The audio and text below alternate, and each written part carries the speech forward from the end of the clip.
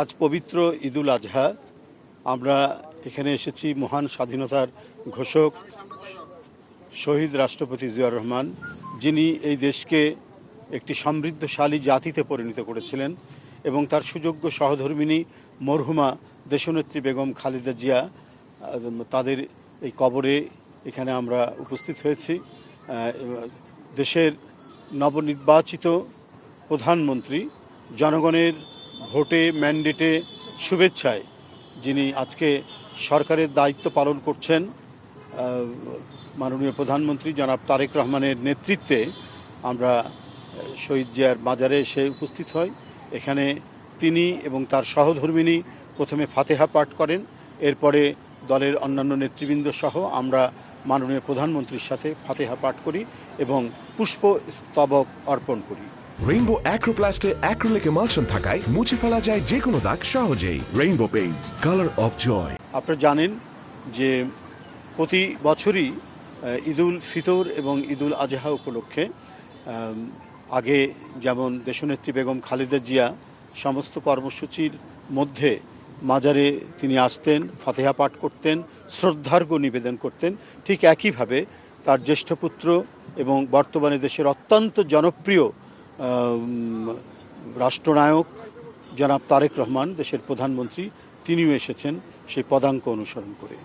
এটা এই মাজার আজকে এখানে আবারও এখানে তার মা, যিনি গণতন্ত্রকে বারবার অন্ধকারের গুহা থেকে উদ্ধার করেছেন, বহুদলীয় গণতন্ত্রকে তিনি নিশ্চিত করার জন্য, উদ্ধার করার জন্য যিনি আজীবন সংগ্রাম করেছেন, যিনি জীবনের শেষ দিন পর্যন্ত নিপীড়ন নির্যাতন ভোগ করেছেন, কিন্তু ন্যূনতম তাকে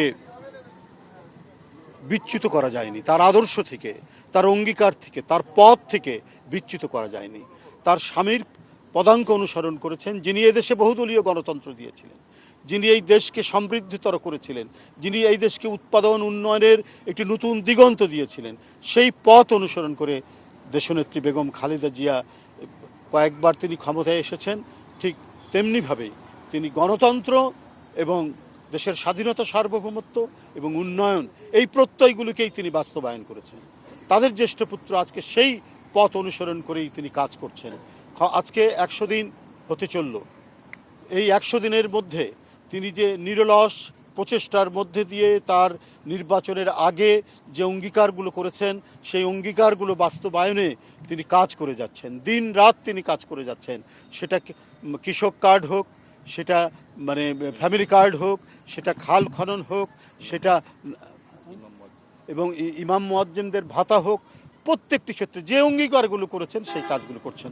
শুধু তাই নয়, দেশের যে কোনো প্রতিকূল পরিস্থিতি, যে কোনো বন্যা, খরা, এই যে সময়টা গেল, এই 3 মাস প্রচণ্ড বৃষ্টি হচ্ছে, সুনামগঞ্জ, সিলেট এগুলো হাওর অঞ্চল ভেসে যাচ্ছে, তিনি সাথে সাথে সেখানকার কৃষকদের জন্য বলেছেন যে 3 মাস তাদের যে খরচ, সেই খরচ সরকারের পক্ষ থেকে বহন করা হবে।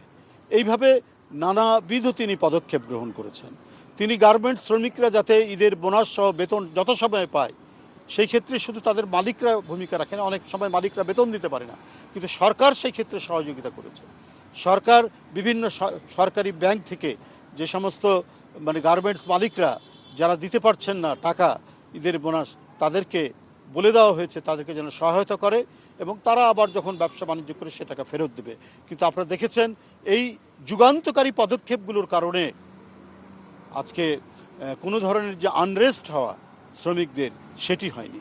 এইভাবে জনগণের নির্বাচিত একটি সরকার, জনগণের কাছে বারবার জবাবদিহি করার একটি সরকার, যে সরকার যে অঙ্গীকারগুলো করেছেন সেই অঙ্গীকারগুলো মানে অক্ষরে অক্ষরে পালন করার জন্য তিনি যে কাজগুলো করে যাচ্ছেন, সেই কাজের কারণেই আজকে তিনি জনসমাদৃত, আজকে তিনি সবার কাছে তিনি অভিনন্দিত।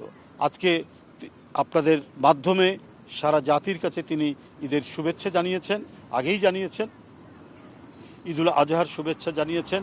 আজকেও আবার নতুনভাবে বাংলাদেশ জাতীয়তাবাদী দল এবং দলের চেয়ারম্যান এবং গণপ্রজাতন্ত্রী বাংলাদেশ সরকারের প্রধানমন্ত্রী জনাব তারেক রহমানের পক্ষ থেকে আপনাদেরকে এবং আপনাদের মাধ্যমে সারা জাতিকে আবারও পবিত্র ঈদুল আজহার শুভেচ্ছা জানাচ্ছি। দেশের মানুষ অত্যন্ত আন্তরিকতার সাথে স্বতঃস্ফূর্তভাবে এবং এতদিন যে একটা রুদ্ধ গুমোট শ্বাসরুদ্ধকর পরিস্থিতি ছিল, সেই পরিস্থিতির বাইরে মানুষ মানে নির্ভয়ে ঈদ পালন করতে পারছে, নিঃশঙ্ক চিত্তে, হ্যাঁ, স্বস্তিতে শান্তিতে তারা ঈদ পালন করতে পারছে। কারণ এখন গুমের ভয় নেই, এখন ক্রস ফায়ারের ভয় নেই, এখন মিথ্যা মামলা দিয়ে যে কোনো মুহূর্তে গ্রেপ্তার করার ভয় নাই। সে যে দলেরই হোক না কেন, কারোরই সেই ভীতি রাজনীতি করার কারণে, রাজনৈতিক মতপার্থক্যের কারণে কেউ রাষ্ট্রীয় কোনো নিপীড়নের শিকার হবে সেই পরিস্থিতি নেই। বরং একটি মানবিক চেহারা নিয়ে বর্তমান নির্বাচিত সরকার, বিএনপি সরকার বা বিএনপির জোটের নেতৃত্বাধীন জোটের সরকার তার দায়িত্ব পালন করছে।